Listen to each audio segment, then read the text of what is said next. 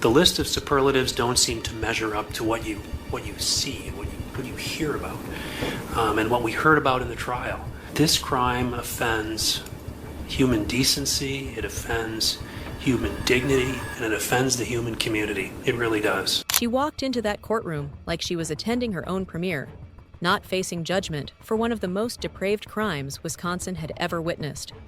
25 years old, smirking at the judge, laughing during testimony about a mutilated corpse, treating murder like performance art. Taylor Schabusiness didn't just kill someone, she turned death into theater, and for months she convinced herself the audience would applaud. But there's a moment in every performance when the curtain falls, when reality crashes through delusion, and what happened to Taylor in that Green Bay courtroom will make your blood run cold.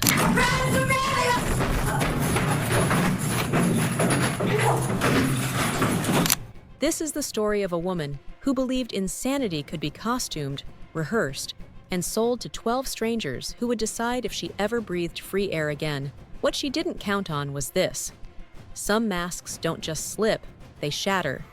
And when hers finally broke, we saw exactly who had been hiding underneath all along. Taylor Schabusiness didn't start as a monster. She was sculpted into one, piece by calculated piece, trauma by convenient trauma.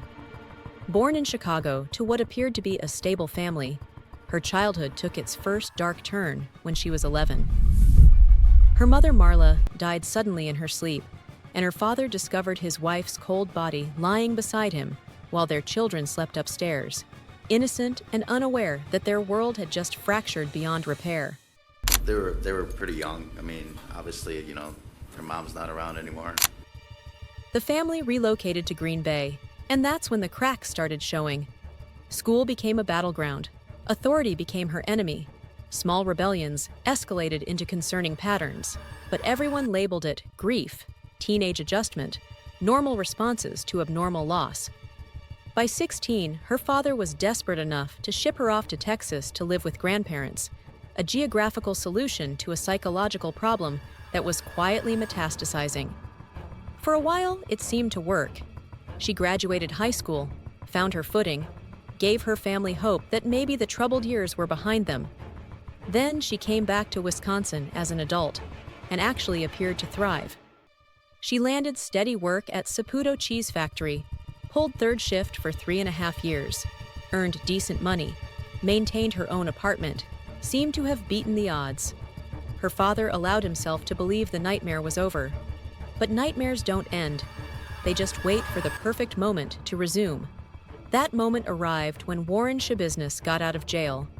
Warren was Taylor's ex-husband, and he brought methamphetamine into her life like a wedding gift she never asked for, but couldn't resist. The transformation was immediate and terrifying. She quit her job, started injecting drugs, became someone her father described as night and day different. Yeah, and she was doing really well there too, until her boyfriend/husband got out of jail. That turned everything upside down. In part because of the methamphetamine use, right? Yep. Meth, heroin, whatever else. I don't know. Marijuana? I don't know. The kid was already doing that shit before and just a fucking loser, and he got my daughter involved in that shit. A complete stranger operating her daughter's body like stolen machinery. But here's what makes this story shift from tragic to terrifying. Taylor's problems ran far deeper than addiction could explain. Court records revealed diagnoses of bipolar disorder and psychosis starting at age 14, multiple psychiatric hospitalizations, a consistent pattern of refusing medication and treatment.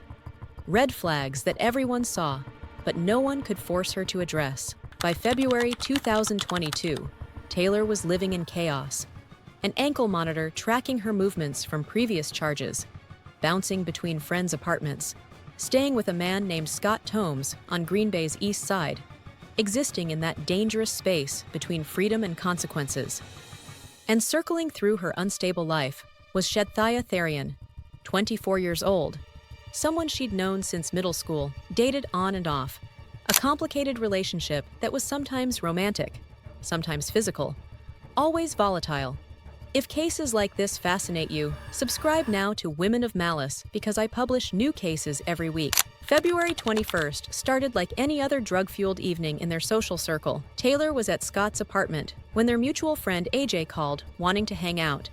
So they decided to make it a group gathering and pick up Shad. They drove Scott's minivan to Shad's father's house, collected him, then made the stop that would set everything in motion, buying methamphetamine. Back at the apartment, they smoked marijuana and shot up meth. Just another routine night in a cycle of highs and poor decisions. But around midnight, something shifted. Something imperceptible to everyone except Taylor. And she and Shad decided to leave together, heading to his mother's house on Stony Brook Lane. AJ stayed behind, a choice that almost certainly saved his life, because what happened next in Shad Therian's basement would horrify investigators across the country and redefine the boundaries of human cruelty. The house was quiet when they arrived, Tara sleeping upstairs with her boyfriend, completely unaware her son had just entered with the person who would end his life. The basement door was unlocked, a mundane detail that would become significant when investigators tried to understand Taylor's next moves. We launched onto the bed. We went from the stairs to the bed, and then, yeah. But before you chain went around his neck, were you and Chad like kissing or any foreplay or anything? No, we were chilling at home. You just chilling. So all of a sudden, the chain went around his neck? Yeah. What happened in that basement wasn't rough sex gone wrong, or a drug-induced accident, or any of the explanations Taylor would later try to float. He likes it. Alright. And I was gonna walk him like a dog. And he wanted that? I have no idea. What I was gonna do it anyway. Okay. And you claim it was his idea? With the chain? Obviously mine. No, it was his idea. It was all him. This was calculated, methodical, and sustained over hours. Taylor wrapped a metal dog chain around Shad's neck and pulled it tight. He struggled, fought for air, for life, and in that moment, Taylor made a choice that would define everything that followed. So when did you realize that Shad was not alive anymore? You know, his face turned purple. He was coughing up blood and he was pissing. I still didn't stop. I don't know what was going on. I don't know what the blood and then So his blood was coming out of his I kept mouth? on feeling his heartbeat. Hearing his heartbeat. She didn't stop. Even when she knew he was dying, even when she could have released the chain and called for help, she continued strangling him until his body went limp and his life drained away. Her own confession later revealed something chilling. You ever love something so much that you kill it? Like, it happens to me. That's the feeling that I have. I love something so much that I kill it. Like, I love it so much, and then I kill it. That's what happens to me.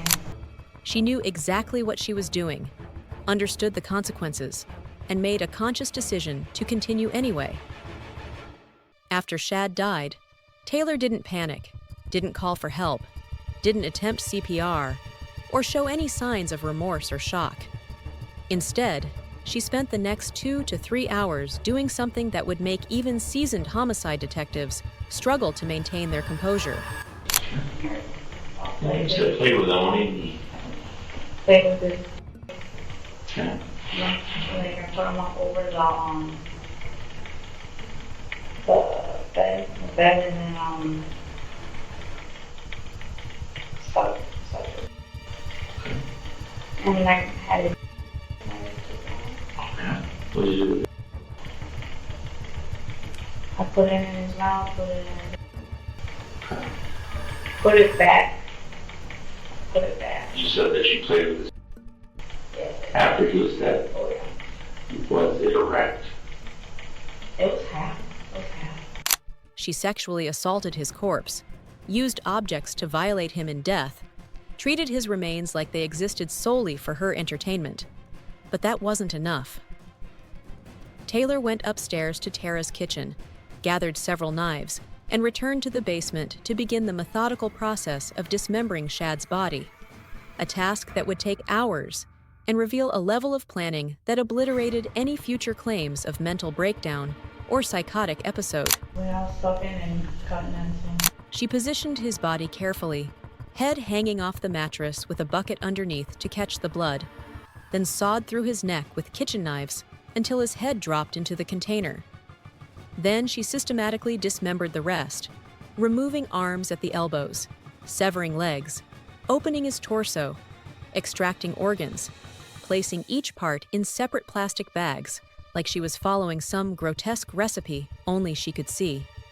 The medical examiner would later testify that this level of anatomical dismemberment required not just hours of sustained effort, but a disturbing degree of precision that suggested either prior knowledge or terrifying intuition. During this nightmare, Taylor was interrupted when Tara came downstairs with her cat, forcing Taylor to quickly cover her gruesome work. Tara set the cat down, completely oblivious to the horror happening mere feet away. Pissed off at the dismemberment process. Did it take a while? It took a while. Yeah, because like I was nodding out. Sorry. Guess you're kind of sleeping, kind of nodding in and out. Have you taken any other drugs? I should have took drugs, which probably would have helped, but I didn't. Then returned upstairs while Taylor waited, heart likely pounding, before resuming her grisly task. She later admitted to taking breaks during the dismemberment, sometimes falling asleep mid-task, before waking to continue, as if this were routine labor rather than the desecration of someone she'd known for over a decade. The kitchen knives grew dull from cutting through bone and cartilage, one serrated bread knife so worn down that investigators noted its teeth had been ground nearly flat. Yet Taylor persisted, driven by something far beyond drug-induced psychosis or mental illness. Her original plan was to take all the body parts with her and dispose of them completely, erasing every trace of evidence. I forgot the head. I wanted the head. Did you bring anything with you? Yeah, it's in the van. What? It's in the van. It's what is it? A foot maybe. I think it's a foot. A foot in the van? A leg maybe. I don't know. I'm like, I'm gonna bring it all, and then I'm like, man, this is messy. So then I just left it. I got lazy. But fatigue and the sheer scope of what she'd done finally overwhelmed even her. She left Shad's head in the basement bucket, loaded some body parts into Scott's minivan, but abandoned most of the evidence. And this crucial mistake would lead directly to her capture. When she drove back to Scott's apartment and confessed what she'd done, he was horrified. But Taylor remained focused on problem solving, trying to figure out disposal methods for the remaining evidence, completely unaware that time was running out faster than she could possibly imagine. While Taylor schemed on Green Bay's east side, Shad Therian was waking up on the west side with a growing sense that something was terribly wrong. Shad wasn't answering his phone. A strange smell permeated the house, and when Tara went to use the basement bathroom, she noticed a bucket that hadn't been there before. The 911 call that followed became one of the most chilling recordings in Wisconsin law enforcement history. I have no clue what's happening. My girl swears that she's found her severed head of her son in the basement. Did you go down there? In a bucket. I went down, I can't tell what the fuck. Part of my language, I'm kind of a little freaked out. Did she just wake up and say that? Yeah. Whose head is it? She's claiming it's her son. How old is her son? 24, 25. Oh, what the hell? Do you think she's hallucinating, or do you think that... I don't think so. I went down and there's something in the damn bucket. I don't know, man. She's a little freaked out and kind of freaking me out. Okay, so can you tell me what's going on? Pretty positive my son's head is in a bucket, a young bucket in my basement. What makes you think that? Because I looked in the bucket, What did you see? exactly what I told you. Where's the rest of the body at? No idea. He was here a couple hours, then he left with Taylor. And they had some big Taylor, Who's that? girl, Taylor Coronado. And then I heard my door and her minivan start. And I went downstairs and I went to the bathroom. The lights were out in the basement. I went and turned them off, and I looked around, and no one was there. So then when I turned around to come back upstairs, there was a 5-gallon bucket with a towel over it. And I'm like, oh great, that's why they're out here all day yesterday, they were pissing in a bucket. And I looked, and that's not what was in that bucket. What is your son's name? Shad Therian. I mean, you're sure it couldn't be like a fake head or something? I'm not touching it, I'm not looking at it again. And responding officers were initially skeptical because a severed head in a bucket sounded like something from a horror movie, not a quiet residential neighborhood. But when they lifted the towel covering the container, they discovered something that would haunt them forever.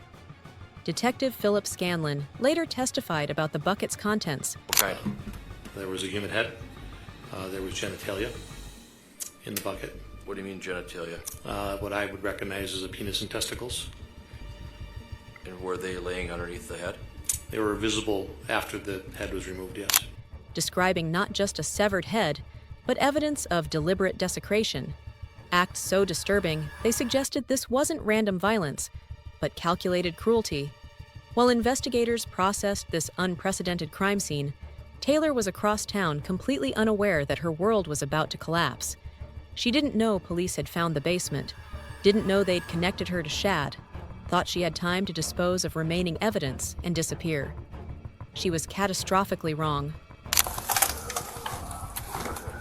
Did you both see this? I opened the towel, I picked up the towel and dropped it because I don't know what it is, man. I have bad vision, and she's like, "Is that what I think it is?" And I'm like, "I don't know what it is." Do you want to just stay with those two? I'll just go see what. Yeah. So, Where's it at? go right there. Look Look right, there's a bucket with a towel on it. It's what? I went down there because the door. Just keep an eye on this too.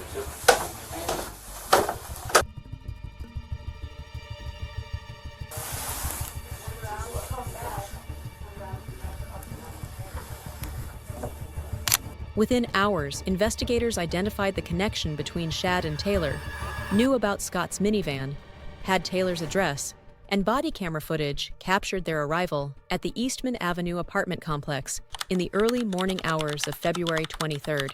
Immediately, officers spotted evidence that would seal Taylor's fate.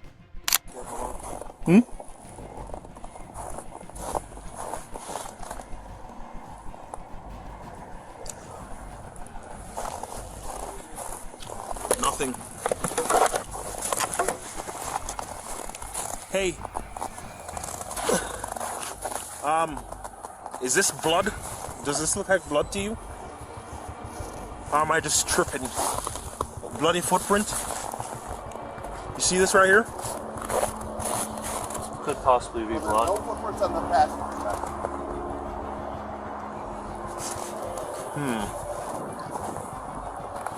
Hey, who did that?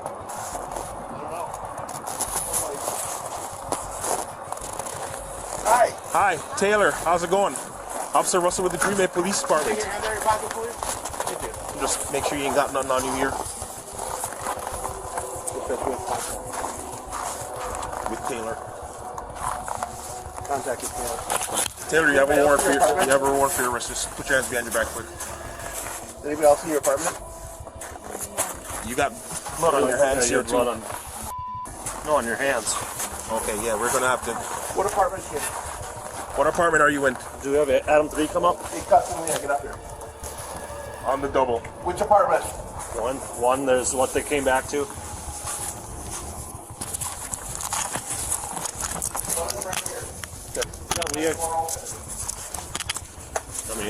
Yeah, go. Blood stained her hands and clothing, and she appeared oddly detached, almost serene given the circumstances. But her behavior in the police car provided the first glimpse into a mind that was either completely unhinged or completely calculating. It took him out! It took him out! Woo! Because body camera footage captured Taylor talking to herself, laughing, making bizarre comments as officers transported her to the station. At one point, she randomly mentioned Kyle Rittenhouse, the teenager acquitted in a high-profile Wisconsin case months earlier, and this reference suggested she was already thinking about legal strategies and potential defenses before she'd even been formally charged. This raised the critical question that would define her entire case. Was Taylor Schabusiness suffering from a genuine mental breakdown, or was she already orchestrating her defense, testing which performance would play best to a jury? At the police station, Taylor was read her Miranda rights and agreed to speak with investigators. And what followed was one of the most detailed, disturbing confessions in criminal history. You know Shad? And how do you know Shad? He's my ex. He's your ex-boyfriend? Yeah. Well, they found a kind of disturbing stuff at the house there. Oh, really? Yeah. A lot of blood, basically Shad's head. Yeah. For hours, she calmly recounted every horrific detail, admitted to strangulation, necrophilia, and dismemberment, with the same tone someone might use to describe their morning routine. Well, you're gonna have fun trying to look for all the organs, but yeah, they're all dismembered. Well, what did you do with the body parts? They're in the house. Somewhere? They're like, Basement, upstairs, downstairs? Absolutely in the basement. I was gonna bring them. Got lazy. I was getting pissed off at the dismemberment process, actually. Did it take a while? It took a while. Yeah, because I was not in out. The most chilling moment came when investigators asked about her motivation, and Taylor's response would become one of the most disturbing quotes in Wisconsin criminal history. Have you used what we call props? All of them. And you also said that you enjoyed it, right? And I enjoyed it. Oh, yeah. All right. What'd you enjoy about that? Just. Was it kind of thrilling, a rush, exciting? What was the feeling that you got out of it? That's all it is. Like, this is the thing that I have, like, I've always had, you know, like, you ever love something so much that you kill it? Like, it happens to me, that's the feeling that I have. I love something so much that I kill it. Like, I love it so much, and then I kill it. That's what happens to me. So, You ever love something so much you kill it? That statement revealed everything, because it wasn't the rambling of someone detached from reality. It was the philosophy of someone who'd constructed an entire justification for murder and believed it made perfect sense. After her confession, Taylor was charged with first-degree intentional homicide, mutilating a corpse, and third-degree sexual assault, facing life without parole. But Taylor had a plan that would turn her trial into a spectacle, convince everyone she was completely insane. From her first courtroom appearance, Taylor's behavior was theatrical in ways that seemed designed for cameras. She smiled inappropriately, made faces, acted like she was enjoying the attention. But was this genuine mental illness or calculated performance? The evidence pointed overwhelmingly to performance. Before jury selection, court cameras caught Taylor pointing finger guns at Judge Thomas Walsh, repeatedly aiming at him like she was shooting. Then later, she flipped off the same judge. These weren't symptoms of psychotic break. They were deliberate acts of defiance from someone testing the system's boundaries and documenting reactions. But Taylor's most shocking courtroom moment was still coming. On July 11th, 2023, during a pretrial hearing, Taylor suddenly lunged at her defense attorney. One witness, we're asking for sequestration, but that may be a moot point. All right. It is one witness, Your Honor.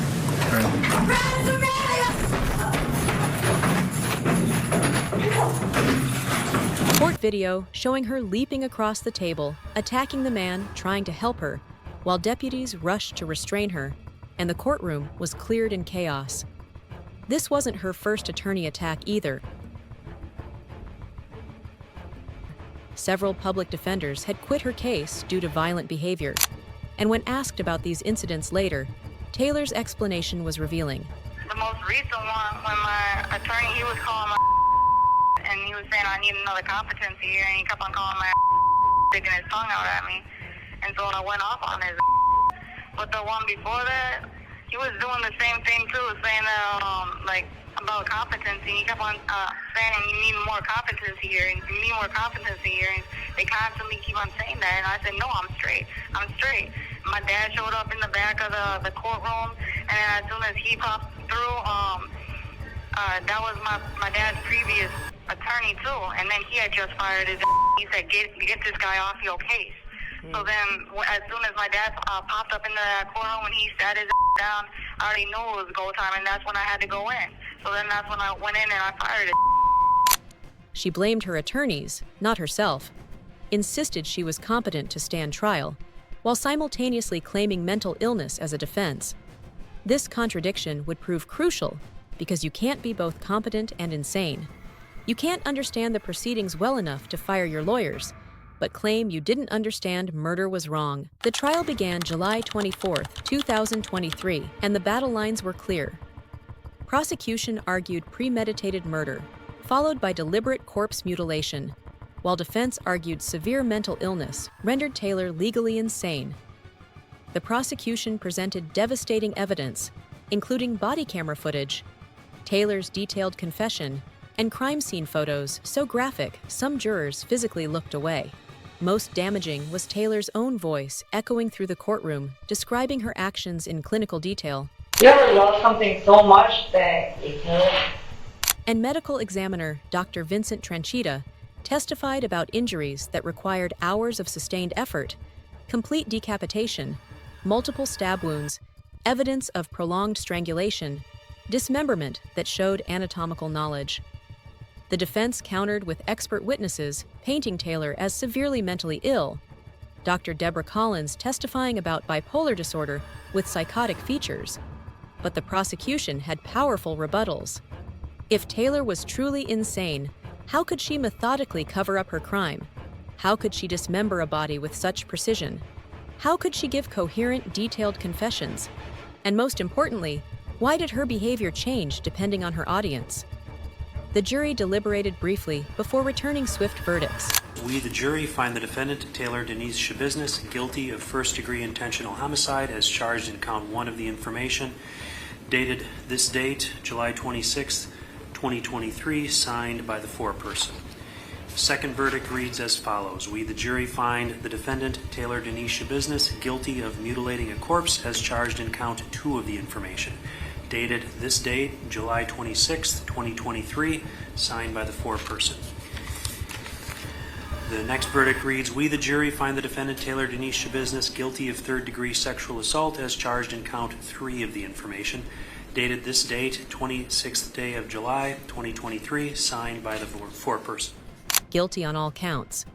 But Wisconsin law required a second phase to determine her mental state during the crimes, and the question was simple. Did Taylor have a mental disease preventing her from understanding her actions were wrong? The jury's answer was unanimous. No. Taylor Schabusiness was legally sane when she murdered Shad Therian. She knew her actions were wrong and did them anyway.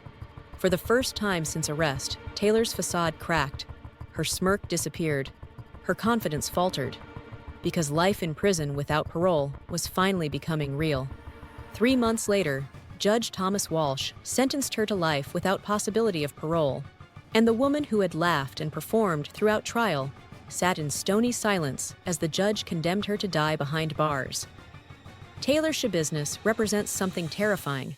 Criminals who weaponize mental illness, turn courtrooms into performance stages, and refuse personal responsibility while being smart enough to be dangerous, manipulative enough to be convincing, and disturbed enough to be terrifying. The Green Bay jury saw through her performance and decided mental illness doesn't excuse murder when you knew your actions were wrong and did them anyway. Subscribe now to Women of Malice, and let me know what disturbed you most about Taylor's case. Was it the calculated brutality, the courtroom performance, or the chilling realization that she almost convinced everyone she was the victim? New cases drop every week, and trust me, the next one will shake you just as deeply.